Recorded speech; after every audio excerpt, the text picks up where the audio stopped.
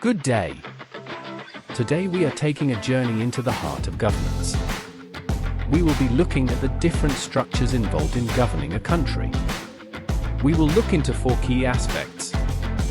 We're going to explore what government really is, not just rules and leaders, but how it shapes our lives and provides order. Ever wondered who's in charge? We'll dissect the national, provincial, and local levels of government. We will also explain their roles and how they work together. Governments aren't just rule makers, they play a big role in your daily life. From education to healthcare, we will discuss how they impact you as both a consumer and a producer.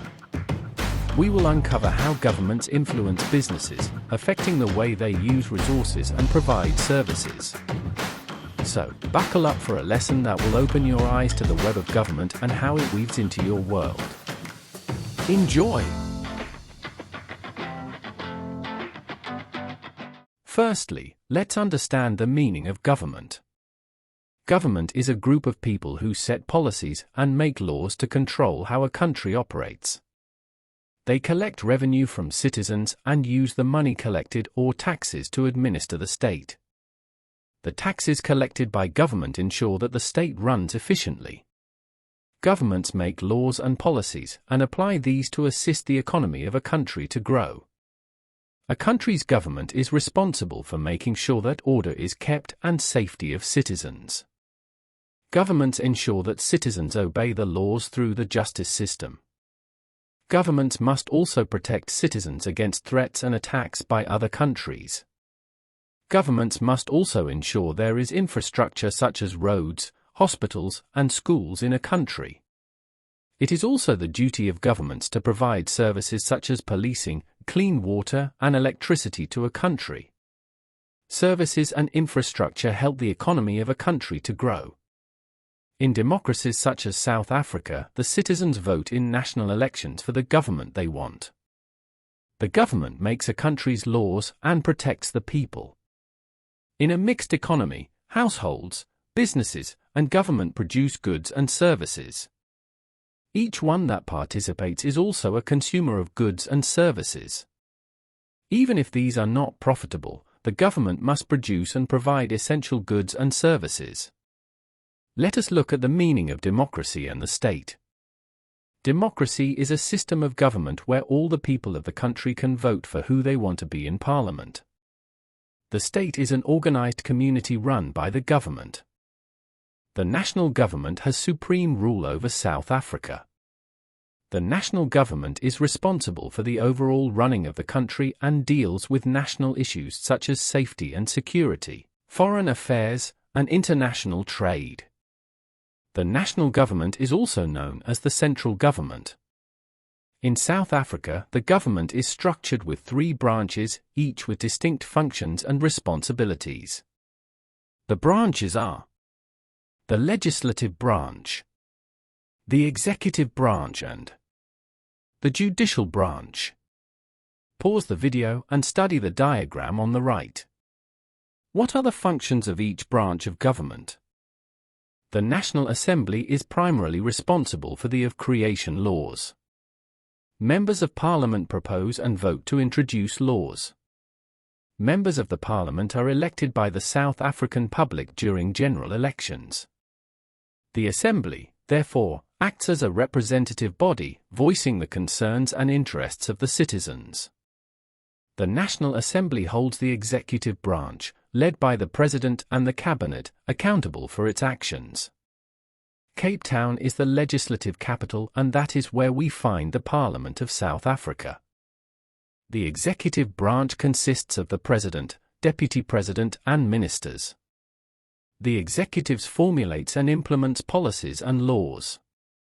The executive also plans and provision of primary services. The Cabinet is composed of ministers who head different government departments.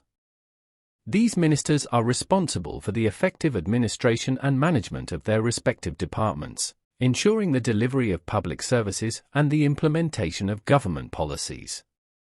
Some government departments include defense, international relations, water and sanitation, health, basic education, and the Department of Transport. The seat of the government and the office of the President in South Africa is the Union Building in Pretoria. Who is the current President of South Africa? The judicial branch of the government in South Africa plays a crucial role in upholding the rule of law and ensuring justice.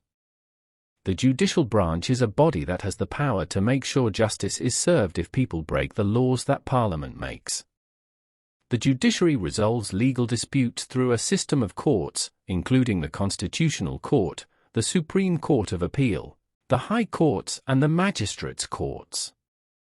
Judges interpret laws, hear cases, and deliver judgments, contributing to the fair and impartial administration of justice. Who is the current Chief Justice of South Africa? It's a very big task to administer a country and govern its citizens. South Africa has about 59 million citizens. So, to make the job of governing all these people easier, the government is divided into different levels. Added to this, the South African government realizes the importance of indigenous knowledge systems, and has created houses of traditional leaders as part of the government in Limpopo, Free State, Mpumalanga, KwaZulu-Natal and Northwest provinces.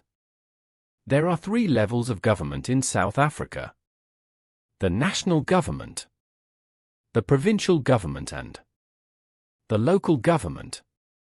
As already mentioned, the functions of the national government include the overall management of the country and handling national issues such as safety and security, foreign affairs, and international trade. Provincial government is there to make the job of the national government easy, and each of the 9 provinces in South Africa has a government. The government in each province is called the provincial government. Each province has its own premier to lead its government and its own legislative branch. Provincial governments are bound by laws and policies passed at national level, but can develop their own laws and policies to suit their specific needs. Each province has its plan for developing the economy of the province and improving services including housing, health services, and education. Who is the premier of your province? Each province is divided into municipalities to make the job of governing the province easier. A municipality is a district, town, or city with a local government. South Africa has 283 municipalities.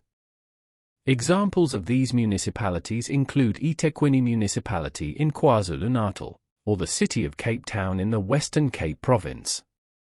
Municipalities report back to their provincial governments in their provinces. The objectives of municipalities are, among other things, to 1. Manage local issues in towns or municipal areas. 2. Ensure that services are provided to communities including water supply, electricity supply, housing, municipal roads, libraries, traffic management and garbage collection. 3. Provide a democratic and accountable government for local communities.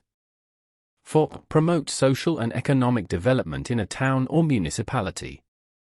So, through municipalities, it is the local government's job to provide citizens with a safe and healthy environment to live in and to provide services such as water, electricity, and housing. In South Africa, we have metropolitan municipalities or metros. Metropolitan municipalities are local government structures that are larger and more densely populated than regular municipalities. There are 8 metropolitan municipalities in South Africa. Can you name them? If not, research on this. For a country to work properly, people need to be able to access resources and services. These people can be households or businesses. Money moves through the economy when households sell their labor to businesses and businesses pay money to households in the form of salaries and wages. Households provide labor and capital for the government, and they consume electricity and water and use the infrastructure, such as roads. These are provided by government. Let's look at the interaction between government and households in more detail. 1. The national, provincial, and local governments also employ people from households, just like businesses do. The government is a consumer as it purchases labor, goods, and pays for services by members of households. The government is a consumer of households' labor, just like businesses. Here government is a consumer and households are producers. 2. The government also provide resources and services to households that households can buy.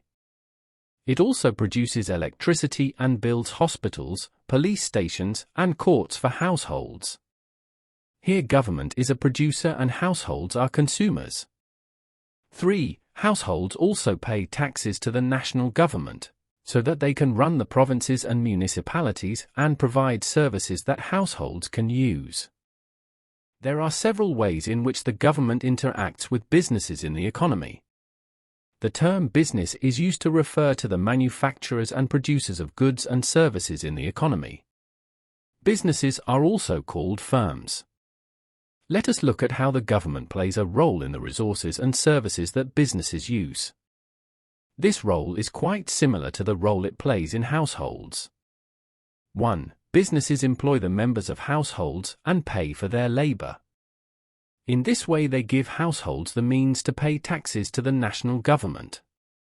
2. Businesses also pay taxes to the national government. 3. Businesses use or consume the services that the provincial and local government provides, such as electricity and water. Businesses also pay for services that are provided by the government on all levels. For example, every vehicle needs to have a license that is paid to the government for the use of the roads and the services of the traffic departments. Here government is the producer and businesses are consumers. For businesses sell services and products to the government. For example, if the national government needs uniforms for the soldiers in the army, it buys these uniforms from a business that makes military uniforms. Here government is a consumer and businesses are producers. So, the government can be both a producer and a consumer concerning its relationship with business. We have come to the end of our class today. I hope you enjoyed it as much as I have. Before we go, please try answering these questions to test your knowledge. You can go back into the video to search for answers. Thank you for watching and let's meet again as we discuss more topics on economic and management sciences. Bye for now.